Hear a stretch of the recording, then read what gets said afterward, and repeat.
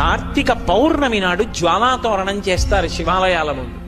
జ్వాలాతోరణము అంటే ఇలా ఓ కర్ర కట్టి పైన ఒక కర్ర కడతారు. మీ అందరూ జ్వాలాతోరణం చూసిన వారే, ఏదో నేను చెప్పాలని చెప్పడం తప్ప. దానికి ఆవిరి గడ్డి తీసుకొచ్చి కడతారు. దాని మీద నేయి పోసి వెలిగిస్తారు.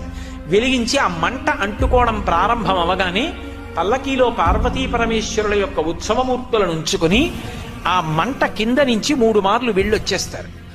ఎందుకు అలా పెడతారు జ్వాలాతోరణం కిందంటే, పాపము చేసి శరీరాన్ని విడిచిపెడితే ఆ జ్వాలలతో కూడుకున్నటువంటి తోరణములోంచి యమసదనంలోకి పెడతాడు.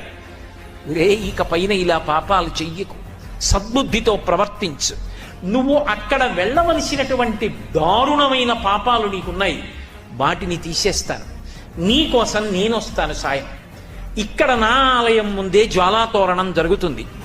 అక్కడ ఏ మంటల తోరణం కింద, చిచ్చు తోరణం కింద నుంచి వెళ్ళాలో అక్కడ నేను నీకు సాయం వస్తాను దా.